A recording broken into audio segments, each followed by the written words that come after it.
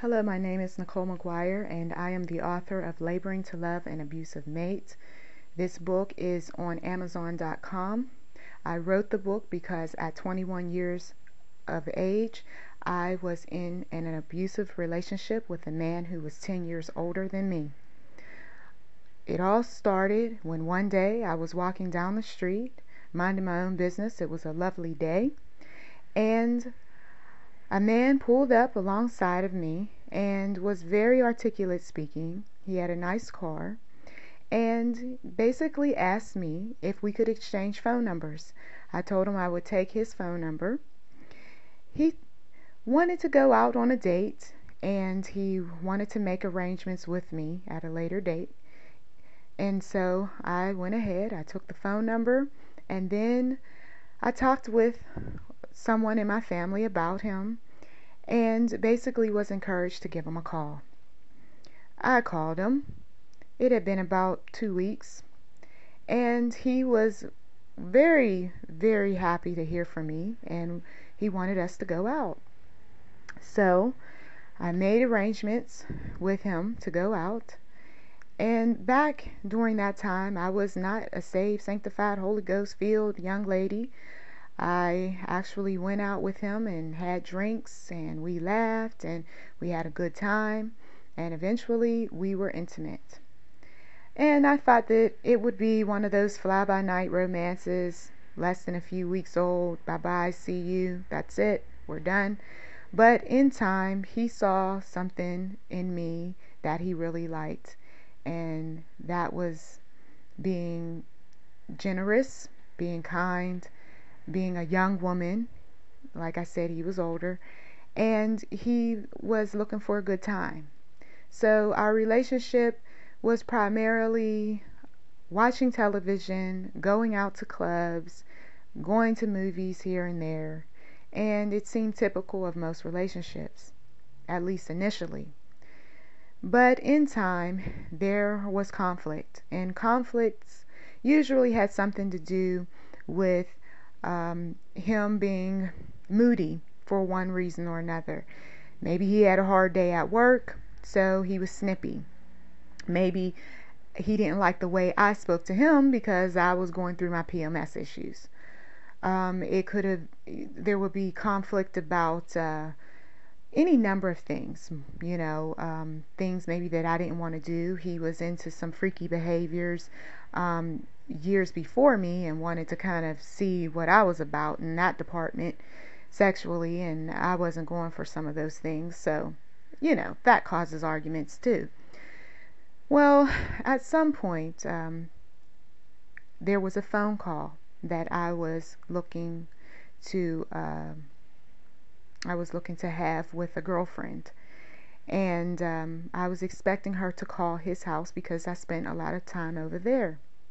So I picked up the phone, and it wasn't her. It was a woman who wanted to know where he was, and he wasn't there at the time. So I told her, and she said, okay, and she was really quick to get off the phone.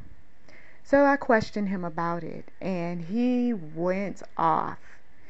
He told me I was not supposed to answer his phone. He didn't want to hear about the fact I was awaiting a phone call from my girlfriend, on and on and on. So he takes his hand and hits me right across the head. Now, most women would go, what? Oh, I would have got up, I would have left, I would have this and that. I was shocked because I never had a man hit me. So I just stood there, and he chastised me like I was a child. You will not ever touch another thing in my house, and blah, blah, blah, blah.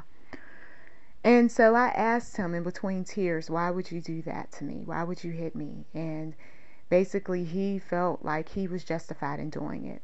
So that led to a breakup, which later ended up being a makeup, which only caused more problems later on down the line, because by me allowing him to get away with that, because I went back, so basically I was saying it was okay, that it opened up the door for other things, like being suffocated with a pillow, by being pushed, by being tripped, and a number of other things. But there was a psychology that was working on me before the hit, and that was a psychology of trust. He wanted to do just about anything for me to trust him. So he gave me a long dissertation of where he was, what he was doing, and on and on and on. So therefore that built trust. Oh, well, I can trust this man because he's telling me the truth, where he is, what he's doing. But then he also wanted to know what I was doing and where I was going, and things of that sort. And he spent time with me. He was concerned about where I was going, especially since I took night classes, so he wanted to take me there. So there was many things that he was doing before it led to him hitting me. And then in between that time, he would say the typical, "I'm sorry, I didn't mean to do that," and things of that sort. And so me being what I considered a very generous, a very kind-hearted person, very forgiving, very stupid at times, he took advantage of that. And not only that, he called me stupid. So not only did I think I was stupid, but then somebody's telling you that you're stupid. Eventually that wears on you psychologically as well. So here I am dealing with all of these different emotions. I'm young. Like I said, I'm 21. I am an honors student. I should know better. So of course I didn't want to tell anybody because, look, I didn't want to look stupid. So you get to a place in your life where you think you know so much. I call it the terrible 20s. You don't want to listen to anybody. You don't want to, pay attention to the writing on the wall. You think you got it going on. And the truth of the matter is that you don't, because you are too busy focused on your friends and your schoolwork and things of that sort, your college classes and things. So you're not really concerned about the practical life lessons, basic wisdom, basic common sense. You're not concerned about that. You just automatically assume that the world is, the world has some bad people in it, but hey, in your little world, when you're going to college, when you're going to high school, you pretty much operate in that realm. You don't look outside of that realm. You don't see, the manipulation, the strategies that men and women use to try to do things to get you to conform. And so I fell into that with this man. I fell into being controlled. I fell into feeling like I was worthless. I fell into feeling like I couldn't talk to anybody, that he was my only family, because I did confide. That was another thing. He was a good friend, so I confided in him about everything that I felt that was wrong with mom and dad. I confided in him about everything that I felt was wrong in my past relationships. And so he was a good friend to me. And when you have all of these things going on, you don't have a great relationship with your parents, you don't have a great relationship with past, boyfriends and so forth, the person becomes a god of sorts to you. And he became a god to me. He was doing things for me that other people weren't doing for me. He had found us an apartment and he had proposed to me. No man had ever done that. He was the one who invited me to church. No man ever done that. The church, they were too busy working on us becoming members to delve deep in terms of what kind of relationship we had.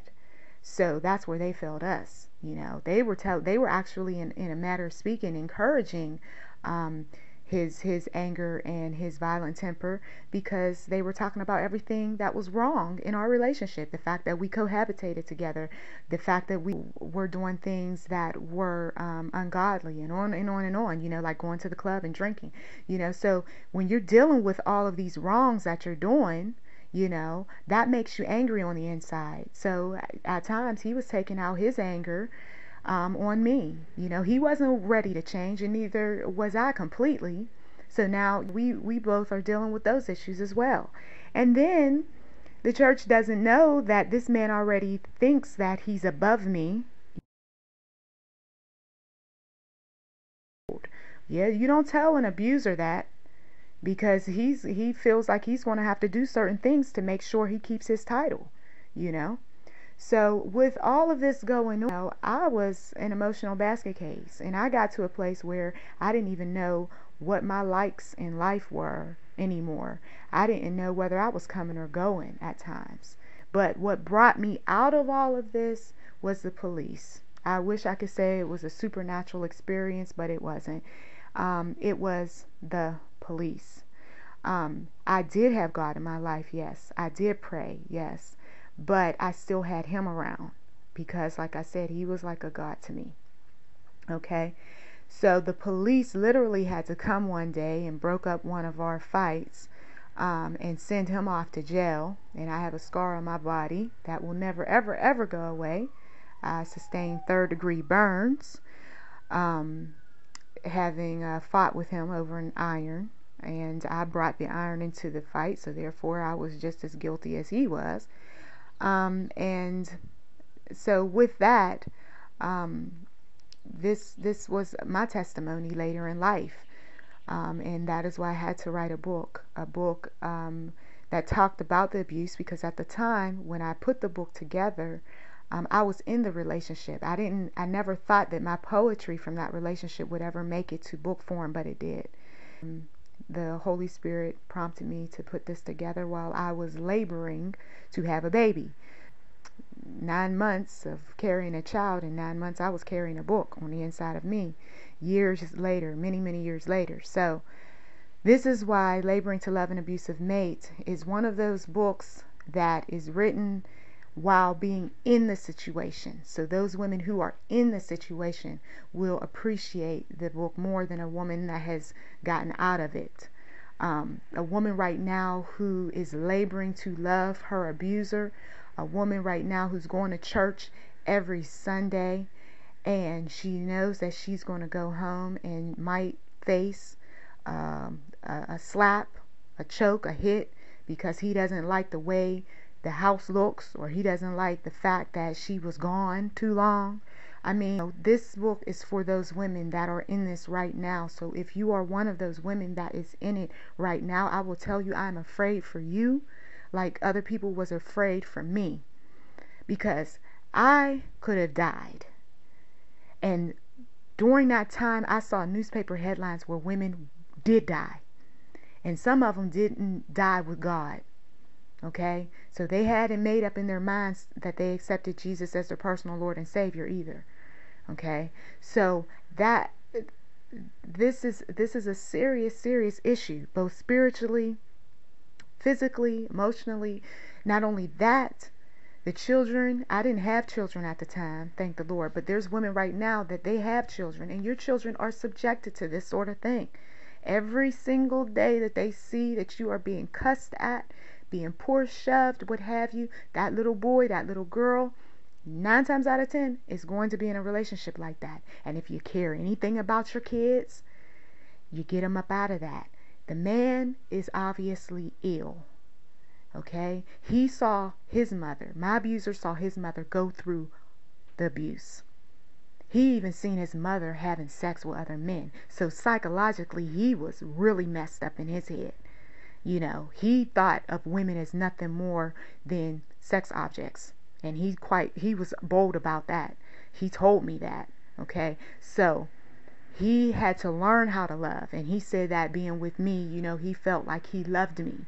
I mean, but you can't be their counselor, the abuser's counselor. You can't be that. And that's what I thought. You know, well, I took pity on him. I felt sorry for him. He told me a lot about his family history. So me being, like I said, the generous, kind-hearted, oh, well, you know, let's get some help for you. Listen, he has to get his own help.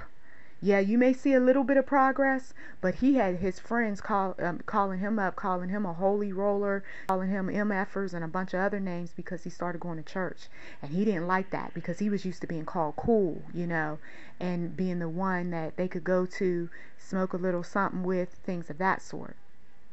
I didn't go there with him as far as drugs, and I'm glad I didn't, because I probably wouldn't have gotten out as soon as I did out of the relationship. I was in that relationship for 9 months. I knew a woman at that time who told me she had been in her relationship for 18 years, and she had bruise after bruise on her body of being in that sort of relationship for that long. And I don't think that mentally she was right either. You know, she seemed a little bit off because of all the abuse. You know, so you do lose your mind eventually in the relationship, and people around you think that you know, you're not, you know, too smart, you're not too bright, you know. So that's why the sooner you can get out of it, the better, because it does affect you mentally. I received some information a while ago. I had a campaign that I participated in through Avon called Speak Out Against Domestic Violence. And some of the things that I talked to people about, as well as the items that they offer things like candles and bracelets and things of that sort, to encourage women to speak out against domestic violence. Some of the things that I learned, having gone through my own situation, was the different forms of domestic violence. There's the psychological and emotional abuse. There's the social abuse, financial abuse, physical abuse, sexual abuse. Psychological and emotional abuse is when the abuser calls you ugly, fat, hopeless, stupid, a bad parent, okay? And then they will emotionally blackmail you by saying things like, well, if you really love me, you would do this for me. Feel like you're going crazy. But if you love me, you would do it. Another thing was social abuse.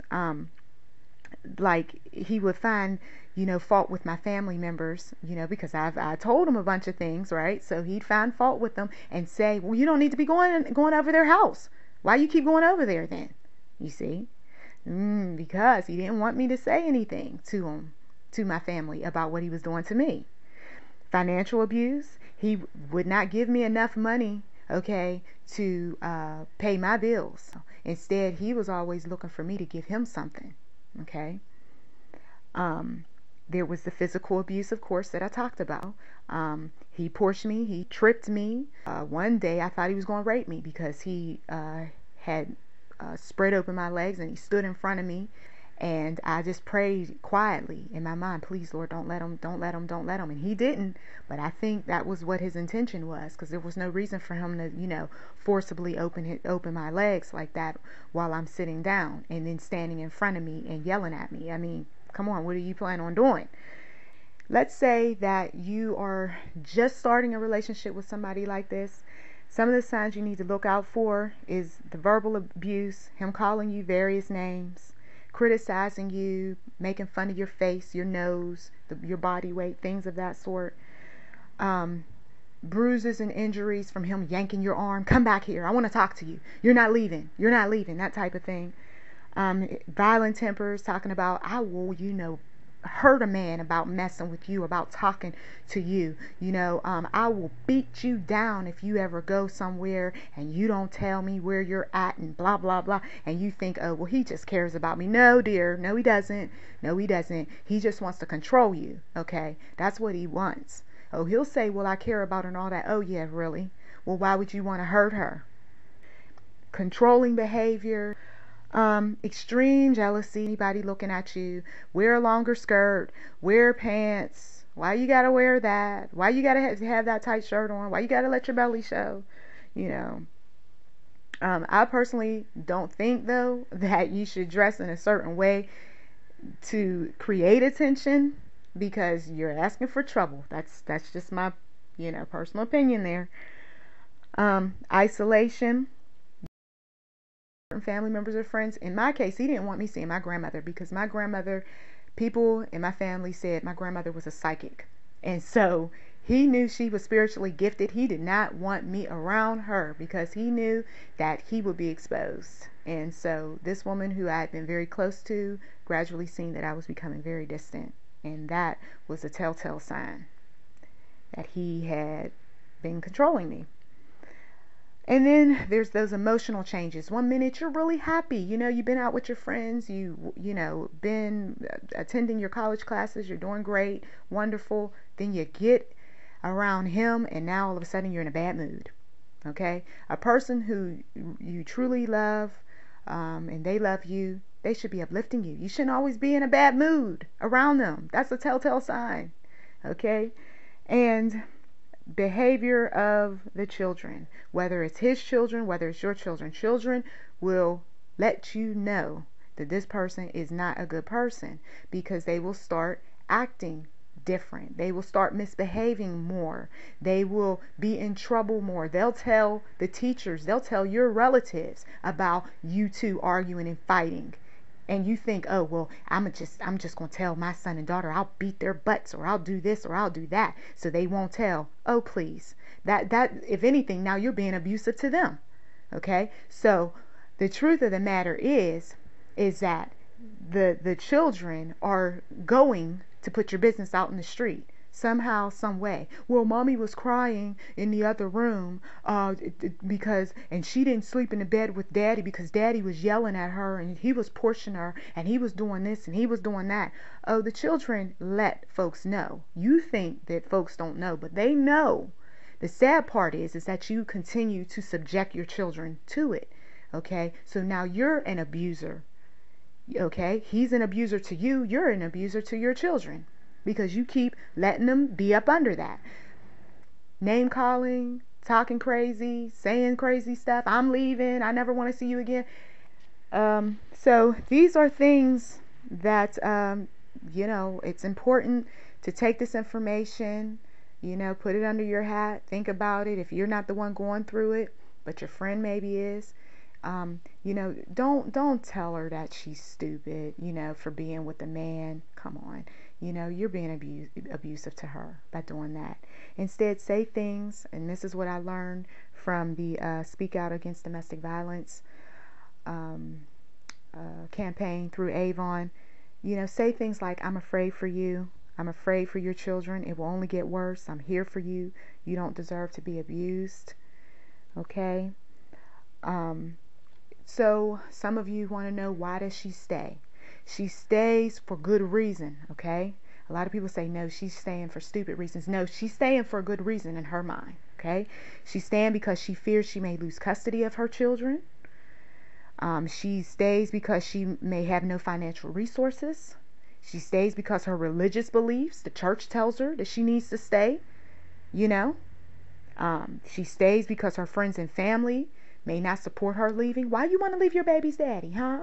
Why you want to leave? Why you want to leave? Okay? She stays because she may have grown up with violence.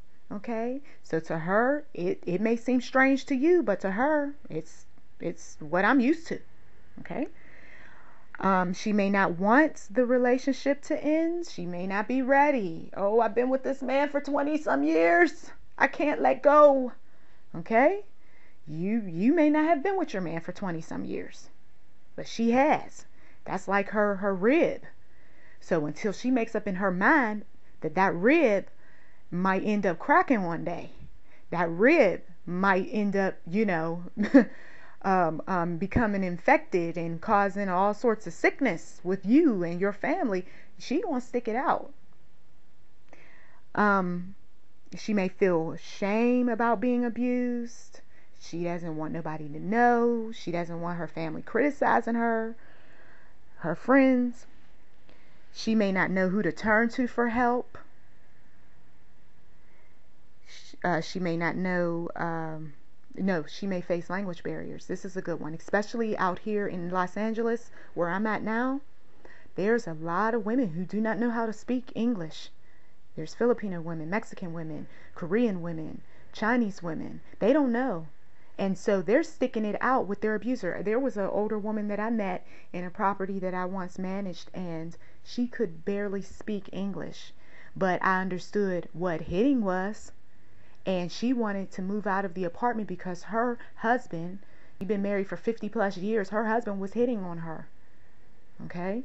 And so it became this issue of, how do we get this older woman into another community away from her husband, her abusive husband, So that's another issue.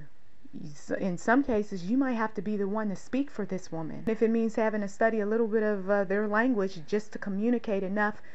But whatever you do, do it with care, with love, with compassion. I know in the Black community, there is attitude. You should have never got yourself involved with him anyway. You're too smart for that. You're too good for that. Like, that's going to encourage a woman to leave her man. If she's emotionally beaten down, she doesn't think she's too smart. Okay? She doesn't think that she's too good. If anything, she thinks that she is too stupid or too bad or too mad or too this or too that. But I know in a way some people think they're encouraging folks, but they're not. You say things like, it's only going to get worse if you stay with this man. Okay? You got to think about your children. What are you doing? Wake up. See the light. Children, they love you. They want what's best for mom. You know, they want what's best for themselves. You know, these are things. This is how you have to talk to a woman who's laboring to love an abusive mate. You know, you can't criticize her and talk negatively about her to other people so that they can go back and talk to her and say all sorts of crazy things to her. Come up with a plan. Put some money aside. Call it the, whatever her name is, fund. And help her get from up under the dictatorship. Now, is she ready? Now, if she's still laboring to love an abusive mate, she's not ready. Okay? But when the police show up, that's a good opportunity then to kind of step in and help her out. See? Because I'm sure she's afraid of going to jail, especially if she puts her hands on him and he hits her. There's a lot of women afraid of going to jail, leaving their kids out there, because some of these women, like with me, I started getting the strength to fight back. That's why that iron came into the picture. I hadn't been fighting him, just going out after him. I wasn't doing that. He was coming after me. But then, towards the end of the relationship, you start getting, used to that sort of thing. Now you want to fight with him. You feel like you can duke it out with him a little bit. Well, the police, they show up. They're going to, escort you out, as well with handcuffs. And you don't want that. I know a girlfriend that she was in an abusive relationship. He took her, slammed her up against the door. And she took her fist and she uppercut him, bloodied his nose. He called the police with blood rolling down his nose. They showed up. They took her. Didn't take him. Took her. Okay? So, with that said, if you don't want to go to jail, it would be best to say sayonara and leave that man alone. Okay? And work out something as far as him seeing the children. Because if he hasn't been abusive to the children, then, you don't want to be guilty of keeping the children away from their father. He may not be a good husband, a good boyfriend to you, but he may be a very good father. Okay? So with that said, if you need further information about domestic violence, there is a hotline. It's the number is 1-800-799-SAFE. And also I have a blog out under the title Laboring to Love an Abusive Mate .blogspot.com. You can also put my name in the search engine and it will show up. All right, thank you so much for listening, and may God bless.